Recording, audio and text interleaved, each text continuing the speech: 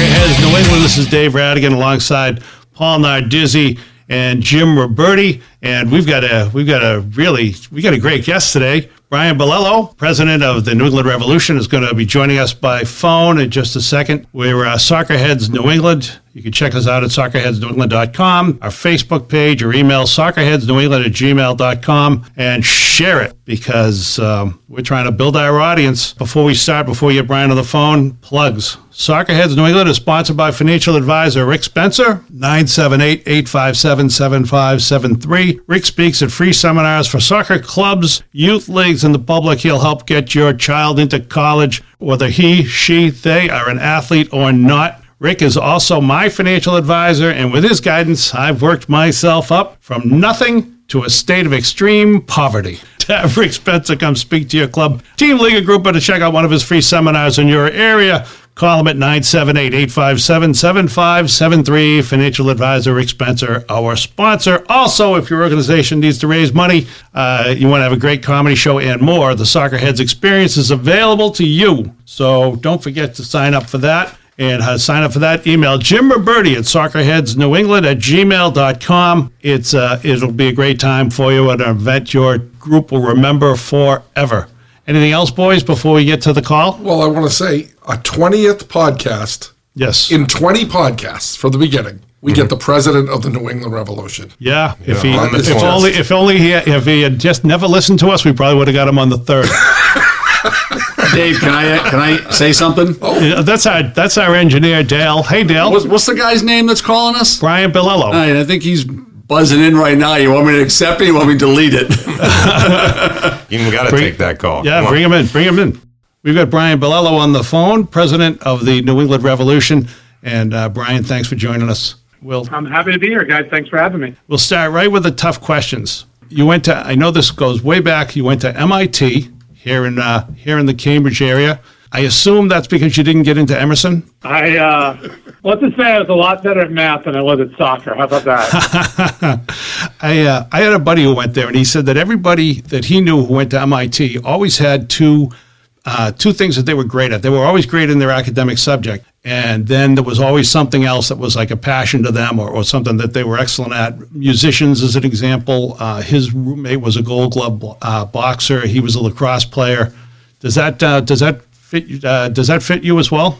Not sure. I mean, obviously, I was good at some of the math and sciences. Love that stuff. I guess I always just tried to do a lot of different things. So whether it was obviously sports with soccer, I played a little lacrosse as well. You know, I really like cooking. I did a little bit of acting in my youth, and so I don't know. I think I kind of just try to spread it around and try to enjoy a lot of different things. But soccer was definitely my main passion point, you know, outside of the academics. I can vouch that Brian is a very good soccer player. My sons go to Framingham State. One of them went to Brandeis, and whenever you play MIT, I think you'll agree with this, Brian, you have smart teammates, and the game is about space and angles, and you guys kind of have an advantage with that stuff. the geometry advantage? That's fair, yes. I always like to joke in my building with the people I work with and say, look, the thing about MIT soccer players is every single one of us knows exactly what we need to do at any moment on the field. Mm-hmm. The problem is none of us can do any of it. You know, that's the issue. See, Brian, the difference between MIT and I played for UMass Boston, captain goalie. Difference between us was you guys led the Little East in grade point average, and we led the Little East in felonies. That was the difference between our two organizations. Yeah, we certainly, you know what, we've had actually some decent teams over the years, and, you know, we're never, the school, I think, does a great job of just trying to balance out, you know, the academics and the sports. And I think, you know, when you're there, I think all of us are there, and the academics are always the primary thing for everyone, and you're just trying to figure out, you know, how to maximize what you can do on the field while not letting it hurt you. I think that's probably a big. I remember my senior year, like I had lab twice a week, and you know I had to walk up to the coach and be like, "Hey, coach, I'm going to be a little late to practice on whatever it was, Tuesdays and Thursdays, because I have lab, and by the time I get all the way over, yada yada yada." You know, and the coach at MIT isn't like, "What's more important, soccer or lab?" You know, he knows the answer to that. It's not soccer. So, my guys would say we have to go see our probation officer. We can't be at practice today. We're a little tougher than you MIT guys, though. No doubt. We weren't the toughest, rowdiest bunch, that's for sure. Small world too, Brian, is Diego Fagundes' dad, I think, is the assistant at MIT. Is that correct? Yeah, I don't know if he is I don't know what he has been for a few seasons now, Yeah. so I don't know going to the next season if he is or is not. But yeah, Washington Fagundes was one of the assistants over there. Yeah, it's cool. So one thing that we did, and I do this for every show, Brian, is I do about 10 minutes of research. And in my 10 minutes of research on you, I found out that you're kind of a soccer head, right? I mean, you started as a fan. You went to the REVS game. I think you were a season ticket holder from the start. You played amateur afterwards. Am I correct about all this? Yeah, so I've always been a soccer guy. I've loved the sport growing up, and I'm 47 years old. So I think probably like a lot of you guys on this show, you know, when we grew up, it wasn't that easy to follow soccer, right, and love the sport. It was, I think we all fell in love playing the sport first and foremost, and then, you know, got exposed to higher level soccer wherever we could. So for me, you know, I remember I grew up in New York and New Jersey and playing club soccer in New Jersey. I remember going to like indoor games at Madison Square Garden a couple of times with my dad. But by the time I came up to college, so I graduated in 1997. The World Cup was coming in 1994 to Foxborough Stadium at the time, and so, you know, me and a bunch of my buddies on the soccer team, we all wound up getting jobs as like ushers for the World Cup. And so my first job ever in sports was working, you know, as a game day usher type person for World Cup games here in Foxborough. And that was the first time in my life that I actually got to physically see, you know, what I'll call high level of soccer played. You know, and I was already 19 years old. So it's so much different for young people today when they grow up in the United States to be able to, you know, see whether it's MLS games or the U.S. national team or, you know, international friendlies. There's just so much soccer. Then on TV, I mean, you could never watch soccer on TV. So, you know, getting to sort of the meat of the question, when MLS was forming in 1996 and I was still in college, you know, I felt, I know a lot of people at the time felt like I needed to support this league. I needed to buy tickets. I needed to go to matches. I needed to watch on TV because if I wasn't a fan of this league and I wasn't supporting it, like really who was going to be? You know, I had to be the person. And I think a lot of us back then felt that real desire to for the first, you know, time. I know there was the old league that existed, but this one felt a little different, like it could have some real staying power and really grow into something. So, you know, I was super excited. I didn't actually, sometimes misreported that I had season tickets from day one. I was in college at the time, so I couldn't afford season tickets. Okay. But I did get them, as soon as I graduated and I got my first job, I did get season tickets in 1998. So 1998, 99, I had season tickets for the REVS. But I did go to a bunch of games during those first few years. I went to the first MLS Cup here in Foxborough. So I was a fan of the Revolution from the first day. And, you know, in many ways, still consider myself one today. Yeah. Are you, Paul and Jim will do things like get up in the middle of the night to watch games that I consider to be obscure, just from some points in the world, different time zone. Are you one of those? Yeah. What do your normal friends say when they find out about this? They don't. I can tell you what my wife says. She comes in one morning and it was early, right? And I'm watching the game. It was 6 a.m. or something. And there was I don't know, it was a player that we were interested in or what the reason was. And it was some country, and like literally as she walked by, the TV's on, it's kind of a midfield shot. And at midfield of the stadium, there's two like gigantic pictures of like the ruler of the country, right? Like hanging from the rafters. But she's like, okay, I know enough that if you're watching a game where they're hanging up the political leader's picture in the midfield, that you don't need to be watching this game right now. She's like, I don't know what league this is, but it can't be that good. I'm like, yeah, fair enough. You know what? Your wife and Dave have a lot in common when it comes to soccer, then, because he says this stuff about us all the time. I did. I'll give her credit. We got engaged, actually, senior year of college, got married in '98. So she had season tickets with me. We were in the fort. We were in the supporters section, old section 2 at Foxborough. So my wife and I had season tickets in the fort for a couple of seasons. I moved out to California for work, so I had to give them up. But she tagged along with me, and then in 2022, she went to Asia with me, and we went to the World Cup as fans and traveled around Korea and Japan for the World Cup, which is one of the best experiences we've ever had in our lives. So I've kind of rubbed off the soccer fan. She wasn't a soccer person growing up at all, so she's tagged along, and now I've kind of gotten her into the game as well. The fort is like a mosh pit. I'm having a hard time picturing you in the fort, but that's great. I'm afraid to go in the fort, to be honest with you. I sit in the club seats. It's funny. A lot of people would say supporter sections, not just in MLS and anywhere else. It's a young person's game. Yeah. But I mean, there's people of all ages that just love that experience and love to stand and sing and support in that way. I think it's great about our league is, you can do that, or, you can sit at midfield, or you can be in a club, or, just there's different options for everyone. But, back when I was, whatever that was back then, 20, 21 years old, it was certainly a great, fun place to be. And again, for a fan in the U.S. growing up without a league, growing out without professional soccer, without soccer on TV, the idea of being at a soccer match live and in person and standing and singing and supporting in a way that no other sport in America ever did, that you didn't get to experience that, it was really cool and really exciting. I think to this day, that's a big part of our supporters groups and supporters sections, that a lot of people that, like soccer along with other sports, they find a really unique and fun experience in a supporters section, Yeah. which is a lot different than maybe what you get at a baseball game or a basketball game. Yeah, it is great. So I have a little bit of a long setup to this question, but, the path in life is never straight and it's never predictable, right? So I was a marketing major in college and I was terrified to give presentations. And now I'm doing stand-up comedy.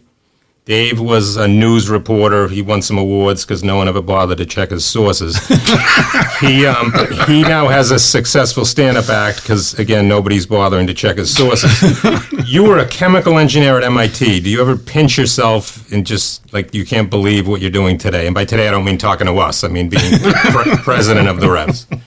Yeah, there are times where I'm driving up to the training facility or driving up to the stadium on a match day, and you just kind of shake your head and be like, how did I get here? But I'm really blessed to have been able to get here and do what I do for a living. Like I said, this was my team since the day that it formed, that I was a fan of.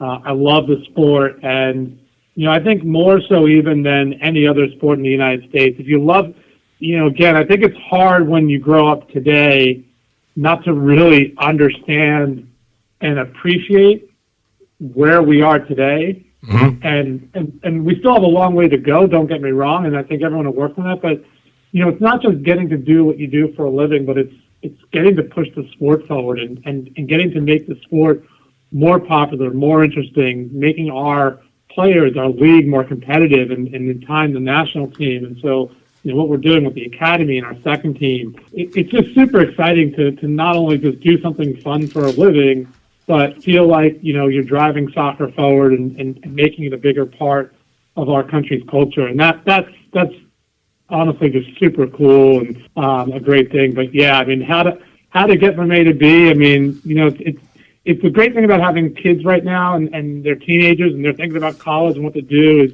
at least I can be an example of them and just say, look, go do things you're interested in. I didn't go to MIT and major in chemical engineering because that was a job I wanted to have and what I wanted to do with my life. It was, something I was kind of interested in. I found it interesting and engaging for me until I did it. Mm-hmm. But over time, I found other things that I liked and were interested in and sort of moved in different directions because of that. And so, don't stress out too much because you never know where you're going to wind up. And yeah, you really don't. Yeah, but it really is. I mean, it's got its pluses and minuses, but it's really hard to complain, and it's just great to be a part of this sport right now in this country, and I can't wait to see where we go in the next 20 years.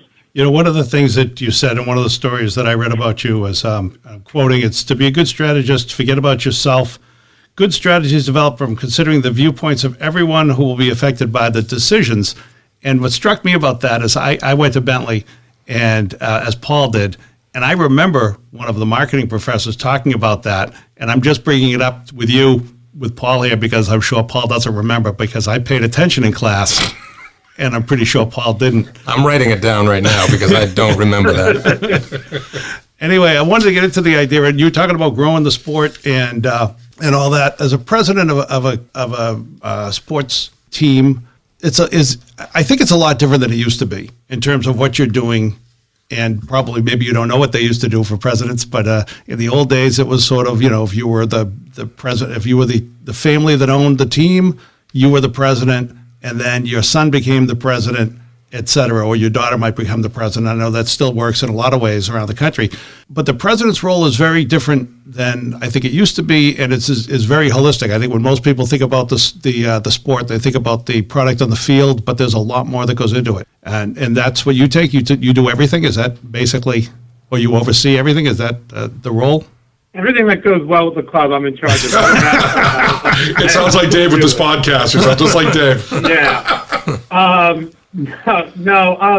Yeah, I mean, at a really, really high level, right, in my role, I oversee all the business operations and all the team operations of the club.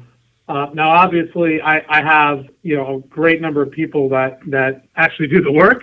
And so, the sporting side, Bruce is in charge of everything on the sporting side. First team, second team, academy. So anything that has to do with kicking the ball ultimately runs into Bruce. And I think my role there is just to work with Bruce and help him navigate, whether it's the league, ownership, and times where the business and the team overlap, and really just do that. Like, I'm not giving Bruce Arena advice on what players to sign or what needs to be done with the team. So you didn't come up.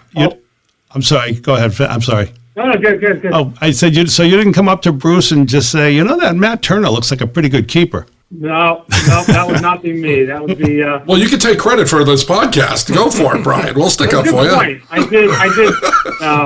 And then on the business side, you're right. Like, it's what I would say is more this than like the what it used to be is really people that were professional sports. I'll say people their whole lives, right? Yeah. So maybe they're players, but it was really more about everyone just thought like you build a good team and then people will buy tickets and watch on TV, and so it was really professional sports people rather than business people that were ultimately wind up running the teams. And I think over time we figured out that these are major brands, they're big businesses, and it really requires more formal sort of business and marketing training to get it right. And that's really the biggest shift that I think we've seen across all professional sports. And so doing things like fan segmentation analysis, having a lot of business intelligence data and systems to help you navigate your fan base and what to do. We have very specific things now that when we're talking about our fan base, right? There's 8 sort of, and there's more than this, but there's really 8 primary fan segments that we now have that we think about, and each one of those has different needs, different goals, different ways we sell and market to them. So there's a lot behind the scenes that goes into a lot of things that we do here at the club to try to grow the Revs and grow the sport. Brian, I just have a quick question on the segmentation that you're trying to go after. What percentage would you say European and world market are you trying to attract as the Revolution compared to nationally, locally? If you were to put a percentage on it? Little to none in terms of international outside this country. Okay. The strength of our league today is really our local appeal to fans in our regions, right? That this is your team. This is a team you can watch all the time, that you can come and support, that in theory represents you and really represents the sport of soccer for us. And now who us is, that's where I get into sort of 8 different segments of folks, right? So whether you're a 46-year-old, 47-year-old person who played the sport your whole life and didn't have a league growing up, or you're a 20-year-old who always had soccer part of your life, maybe you're someone who came to this country from another country, so you have a deeper connection with the sport, but we need to get you more connected to our club. There's very different approaches and very different people that love the sport or like sports. I mean, the biggest change that we've seen collectively is that sports fans now actually like soccer, right? And I think when we were growing up, if you like soccer, you were just like this weird person who liked soccer. Dave reminds us all the time. Yeah, it's true. But now, your average just sports fan in America likes soccer as well. It's part of the sports landscape, and it's really about turning them on to soccer at the right times and getting them things that interest them, while soccer has these moments that we can sort of get them engaged on. Do you, and this, I'm sorry, yeah. Brian, do you find that in New England there's a little pushback against soccer in terms of people who feel that it's By you, there is. well, not just by me, by a lot of other people. I don't think it's a New England thing. Okay. I think it's the same challenge we face in virtually every market we're in as a league, and yeah, I think this trouble is, and we all do this in our lives with everything, right? Which is, I don't like this thing. People turn that into nobody likes this, right? So like, hey, I'm 50 years old. I've never liked soccer, and everyone keeps telling me soccer is going to be popular, and I feel the same way about soccer that I did 30 years ago. And Brian, if you've heard any of the podcasts that we do, Dave plays that person to a T. No, not true. Not true. He is the person you're exactly talking. If you could get Dave to a Revolution game and like it, that will work across the country. I like the Revolution. It's a good fan experience. I like it very much, but I like it like a normal person does, not like you guys. And Brian, if the games are on at 4 a.m, Jim and I are still watching. Yeah, we'll still don't watch worry about it. But here's the thing, right? That 50-year-old, what we're saying is, well, 30 years ago, very few 20-year-olds liked soccer. But today, most 20-year-old sports fans have a part of their life that's tuned into soccer, whether it's a national team game or MLS or another league, Liga MX, whatever it is. So, yeah, you're 50 and your view of the sport hasn't changed, but a lot more 20-year-olds like it now, and a lot more 30-year-olds like it now, and a lot more 10-year-olds like it now. And so that's the big shift that we've seen in the sport. I think where it doesn't come across is you still have a lot of folks, whether that's sports media personalities, et cetera, right, decision makers who are older and are still in that sort of, I don't like it, so I don't see it. But when you look at the underlying numbers, the TV rate, I mean, when the men's national team or women's national team plays at the World Cup, the TV ratings are higher than the NBA Finals. They're higher than the Stanley Cup Finals. They're higher than the World Series. It's hard to make the argument that no one's watching soccer when you're seeing results like that for the biggest soccer matches in the United States. So the sport is here in a really big way, and I'm not really that worried about it. I think one thing we've learned over the last few years in our league is the people that you don't have, that you're not going to get, that you're not a good fit for, don't worry about them, and let's focus on the people that we can get, because there's a lot of them. I almost swore on your podcast there, but there's a lot of them. You can do that.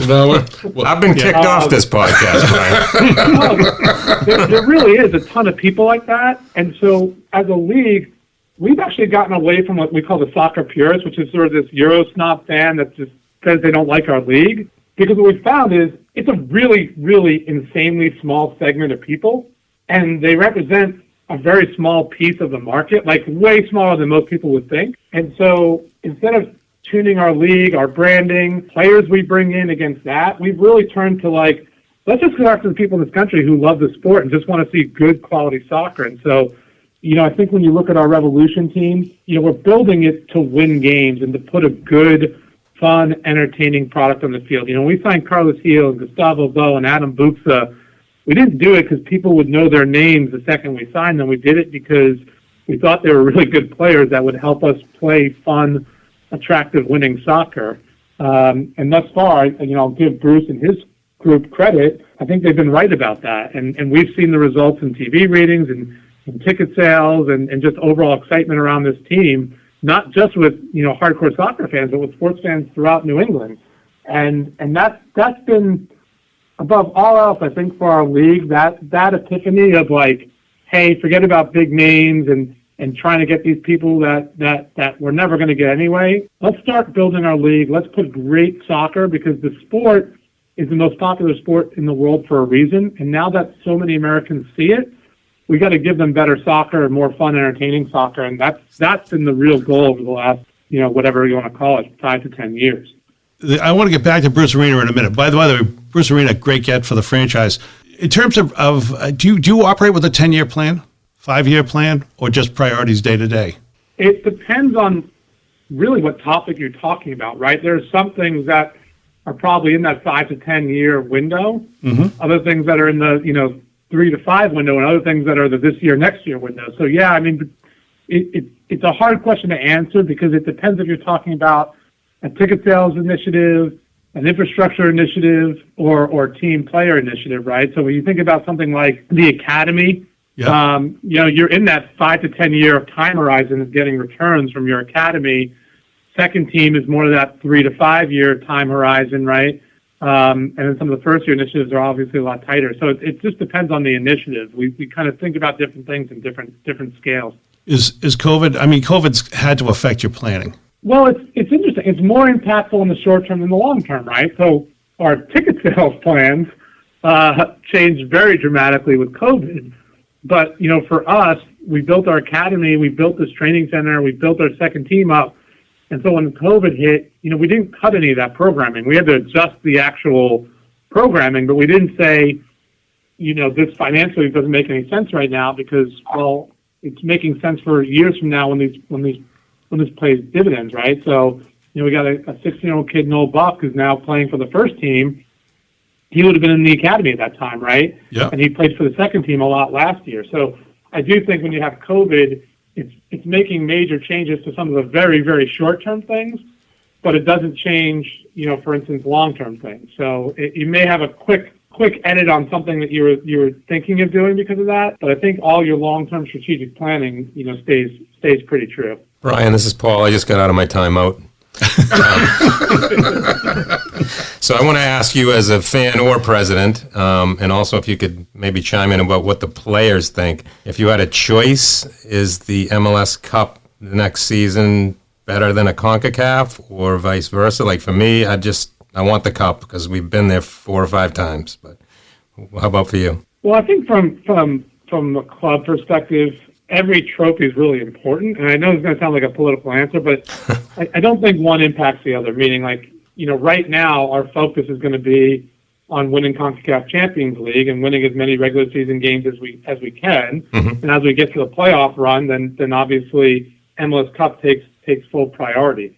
Last year, fortunately for us, we were able to kind of get the Shield locked up relatively early and allowed us to try to set up our team for the playoffs. And it was obviously a tough window for us with the break that we had to go into. But, you're really trying to do it all. I think emotionally for our club where we're at, by far MLS Cup for me is the most important piece. I mean, we haven't had it. We desperately want it. We came close so many times. But, when you look at different clubs, I'm sure if you ask Manchester City what their priority is, my guess is they would say Champions League, right? Because they've won the Premier League enough times, they haven't won Champions League yet. So I do think those things can shift depending on where your club is in its history and what you have or haven't accomplished recently. But, that MLS Cup is certainly the big one that we're really looking forward to. Let me just back up to this question because, as I said, I think getting Bruce Arena as the to head up your player development side and the coaching side and the talent side, really, really good get for the Revolution. And I see him on the side, but I see him on the sideline. He seems like kind of a dour guy to me. So here's my question. I know you share a facility. If Bruce Arena and Bill Belichick are in the same room together, does it start raining? Does it start raining? I don't know Bill that well at all. I know, I've gotten to know Bruce, but I think some of these things are probably similar, right, with folks like them, which is Bruce really, really, really wants to win.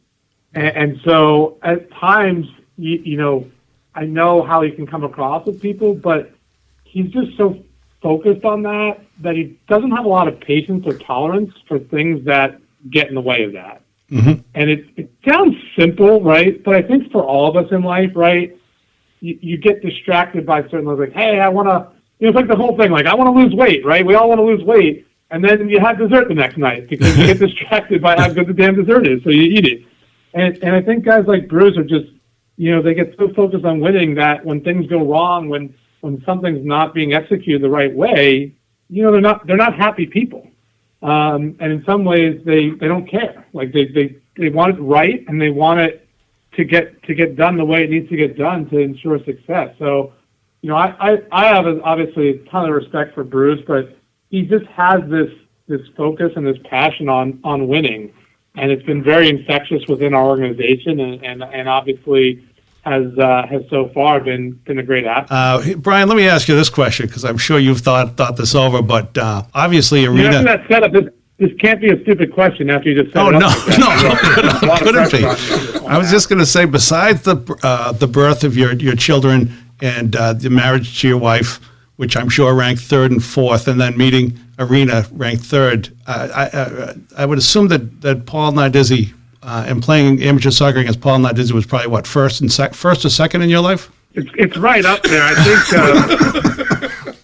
So Paul, he was doing a comedy show years ago for Taylor Trollman's fundraiser. He was one of the acts doing it, and so I was there because I support Taylor and a lot of what he's doing, and it was I'm watching the show, and guy gets up on stage, and I'm like, I know that guy from somewhere. Like, how do I know that guy? And I think I was just talking to someone, maybe Paul, or I don't know what it was. Like, oh yeah, he plays a lot of soccer. I'm like, that's the freaking guy from Four Kicks. Like, that's who that is.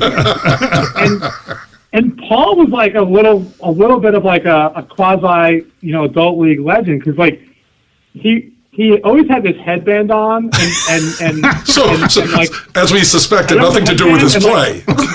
I don't think it was like Chuck Taylor's or other kind of high top sneakers that he had on, but then like he was also like the step over crossover king of indoor soccer. So like you get out there and he had like these super fast feet, and like most of us out there are like, listen, man, like I'm trying to get through this game. I'm going over to get some beers afterwards. Like, you're making this really hard on me, and I'm just trying not to embarrass myself so I can get out and play get some beers with the buddies tonight. I don't even know, 4, 5, 6 seasons of indoor, and you do see a lot of the same guys, and a lot of times you wind up the bar together. And I think, I don't know, Paul, you can vouch for this too. 99% of the time it was a lot of fun, and even the guys you're playing against, you have a beer with them afterwards, and a lot of good memories from those days of Absolutely. Playing soccer. And that is what people remember me by, is the outfit. So I'll tell you a story. I used to play in Hingham, and we won a tournament, and we just thought it was just a weekend tournament, but we got a trip to Atlanta to play in the Nationals, which was like crazy. We're just a pub team. So we're playing the San Diego Sockers farm team, and we're getting destroyed. It's like 12-0 at half. And I'm sitting on the bench in my high tops and my headband. And Mike Madden, remember, Mike Madden? Used to run, he runs the Rams. He used to run the Rams. Yeah. So Mike comes over and he says, Paul, what's the matter? You look so depressed. I said, Mike, the thing I love about dressing like this is when I got on the field in Four Kicks or Hingham, they look at me and say, this guy looks like he sucks. But then I play and I'm good. I'm better than them. I said, but now these guys are looking at me saying he sucks, and I actually suck. He brings it up every time he sees me, and I actually suck.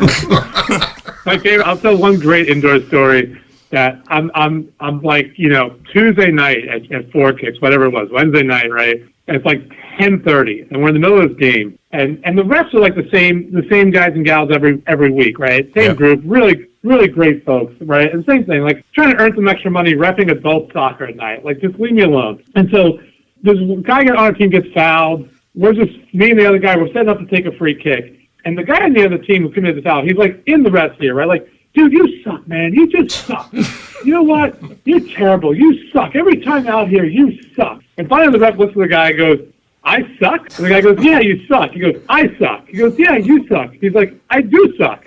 He goes, I suck, and you suck, including all of us. And he sucks, and he sucks. So he goes, if any of us were any good at soccer, we wouldn't be at Four Kicks at 10:30 on Wednesday night. I almost died. It was the best thing I've ever heard anyone say on a soccer field. And the guy just walked away. And I looked at the guy and go, that's hilarious. He goes, it's true. So I have here's a lot of perspective. So I have a few theories, Brian, on soccer, one of which is if you pass back to your goalie a lot, you win a lot of games, okay? But we'll get to, that's just a theory I have. So anyways, there are about 7 comedians on the circuit in Boston. 6 of them are goalies, including the 2 lummoxes that I'm sitting with right now. So my theory on this is that if you're a funny kid, you're a bit of a risk taker, you have some guts, because it takes guts to make people laugh because it might not go over, you're sort of an outside-the-box kind of thinker. But when I see your goalies on interviews, they don't seem like that, but you know them better than us. What are, Knighton and Reese and Shuttleworth and Turner like behind the scenes? Are they pranksters? Are they funny guys? I hate that you brought them up by name because I was going to tell you at the professional level, we say all the goalkeepers have a screw loose somewhere. That's Absolutely. point of view on goalkeeping I don't think in general. But now I feel bad because you mentioned the guys by name. So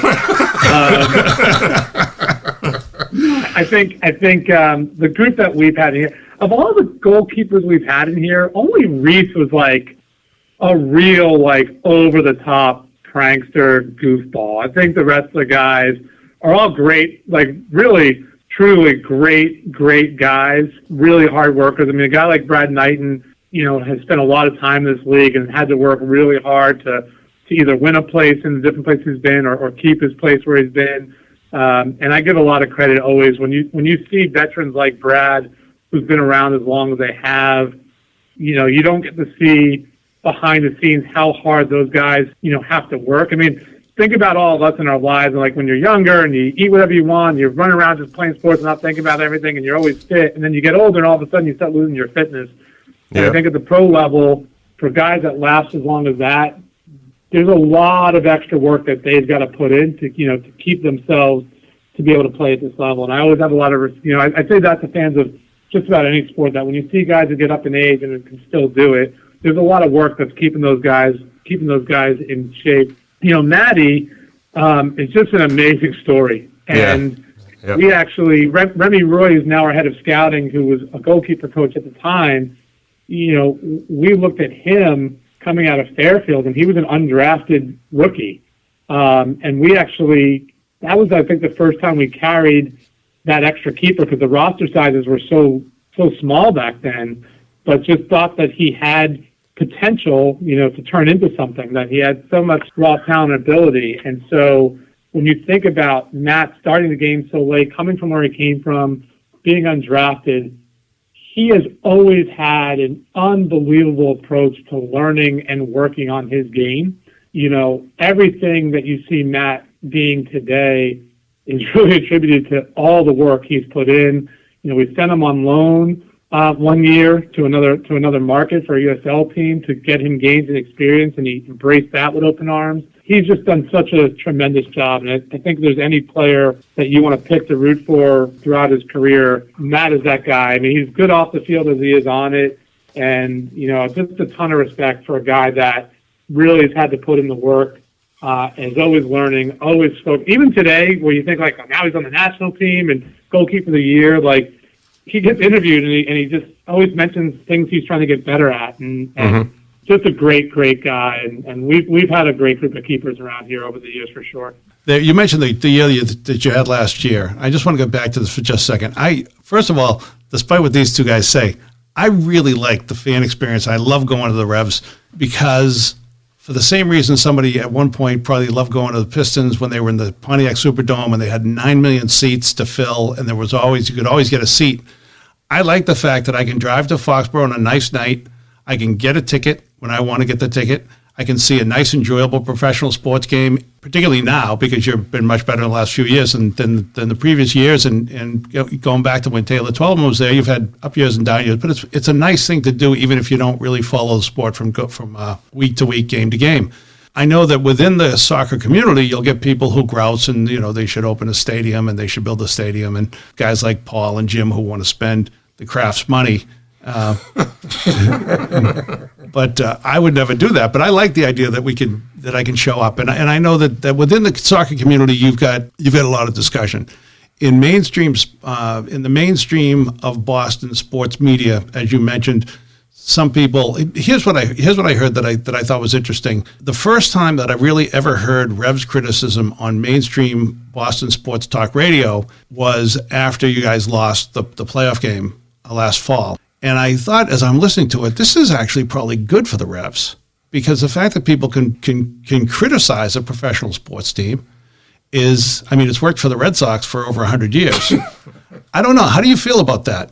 I mean, is it actually good for you when the Revs get criticized on sports media like that? At a high level, yeah. I mean, I think I remember that next day hearing a lot of that as well. It was, I don't know if I'll use the word fair criticism, but it was the same criticism that would be given out to any of our other sports teams that lost in that scenario, right? It's like, well, what if the Bruins did this? What if the Celtics did this? What if the Red Sox? Oh, don't rub it in. Don't rub it in. That's let's put it this way. Here's a good example I always used to talk to people, right? I've taken my kids when they were younger to Disney on Ice, right? Mm-hmm. And if you go to Disney on Ice and the show sucked and Mickey fell down and Donald was half in the bag while he was out there, you don't come home and get upset about it, right? You're not calling a station the next day to complain about it. You're just kind of like, it's pretty mediocre, but these people have to wear costumes and skate around, so I don't blame them, right? But in sports, right, like, people get upset and people talk about us and they're yelling and they're flaming me on social media because they care. What we do and how our team performs matters to people. So, it's at a high level, it's a great thing to have our fans, to have sports radio, TV, whatever it is, engage in our sport and passionate about our wins and passionate about our losses. The worst thing you can have is apathy. And so, I wasn't happy we lost the game. I was pissed too. We were all pissed here. But I think it's a real sign that, like, those people who work in sports media in our city are really starting to buy in on our club and not just from a soccer going to make it or this conversation or that. Like, they were taking calls because there was a passionate fan base that wanted to vent about the loss. Right. And that's engaging. And so, when our fans are angry and upset, I'm not happy because I don't want them to be angry and upset, but at least I know they care and they're excited about it. So, I never fault a fan or media member for having a go when we've done something like lose a game we shouldn't have lost and they're pissed about it. I mean, that's part of the job, that's the business. Did it sting a little bit when you heard it? I mean, I know you're being philosophical and all that. The comments and the media stuff, not at all. What stung was that night before when we lost the game. Yeah, that would have been a lot. That would have been a lot worse. I was there. It did sting. It was up there with the Houston shootout for me as a real stinger. Did you see Paul at the game, Brian? He had a headband on. I was showing off my footwork, working a lot. Yeah, he's got to start wearing the headband and the high top so we can pick him out in the crowd a little easier. So. Yeah, that'll be the next game. I will be there on the 15th. I'm looking forward to the game against the Haitian team. Go Revs. I'd go full winter hat, not this headband, Paul. I will. No, and I'm glad you mentioned. I mean, Champions League it's really interesting because it's super important to us and a lot of our hardcore fans, right? But it's not a concept that translates easily into the sort of standard American sports culture. So I think over time, right, we need our clubs to perform well in Champions League, and so that we can keep talking about it and help people be interested in it. But my joke with sports people is like, here's the thing about soccer. When we compete for world championships, we invite teams from other countries, right? It's not. Yeah. It's a world sport, and I'm like, unlike the Patriots, the Bruins, the Celtics, and the Red Sox, we can actually be world champions. Like, we can go to a tournament where we can say we were the best team in the world this year. We have to be good to make Champions League, to get invited to that tournament. And then we have to compete against other teams in our region to be the best team in our region. And then we get to go to a tournament where we compete with teams around the world to see who wins that tournament. So it's a really, really cool, amazing thing that I love about our sport. And I just hope over time we can build this Champions League product up and people can understand, like, why this is really critical and how it really gives you a measuring stick for your club in the entire world. And, most specifically, obviously, our region with, MLS, and we're trying to be more competitive with Liga MX. So it's really cool. So I hope people, if they're here, great. If they're not, they tune in and watch. We're taking it very serious, and we want to be the first MLS team to win this Champions League. And Brian, the most important thing, honestly, is when you walk into Logan Airport, you see all the banners from all the New England teams. We need a Revolution one up there as people come into this state. Well, we got one. We got the Supporters Shield. No, but we got the Supporters Shield, but I want to see an MLS flag up there. And put it this way, Paul and I are probably, at least on this podcast, the biggest fans going. So, and then that's the goal. What we're doing, everything we're pushing for here is to get that cup. So hopefully we have another great regular season that sets us up for some more home playoff games, and we can accomplish that goal this year. Brian, thanks very much for joining us. I think we've probably taken enough of your time, and I know you're probably thinking, geez, I hope they don't go into extra time because we never know when that'll end.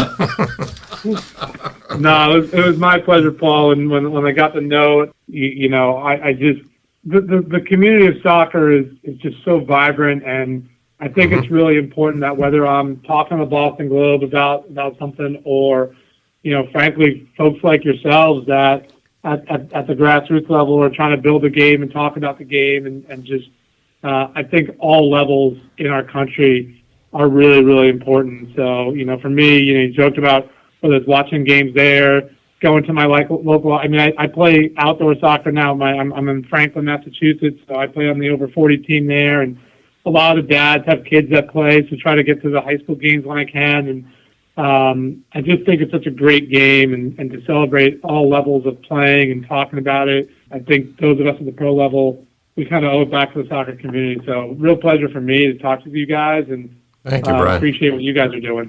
Thanks a lot, and have a great season. All right, I'll see you around. Thanks, Brian. Good to talk to you. That's it for this episode of Soccerheads New England. We'll be back next week. We'd like to thank financial advisor Rick Spencer. Call him at 978-857-7573. And soon you too will live like Jim Ruberti with bidets and rooms that don't even have toilets. I just want to say that I almost get into MIT, but it was locked. And if you've seen me, a bidet would have to be a fire hose. Don't forget, for fundraising, the Soccerheads experience for your team, league, club, or whatever, the Soccerheads will make your fundraiser more than a show. We'll make it an experience. For Paul, Nardizzi, and Jim Ruberti, and our guest, Brian Bilello, I'm Dave Rattigan, and this has been Soccerheads New England.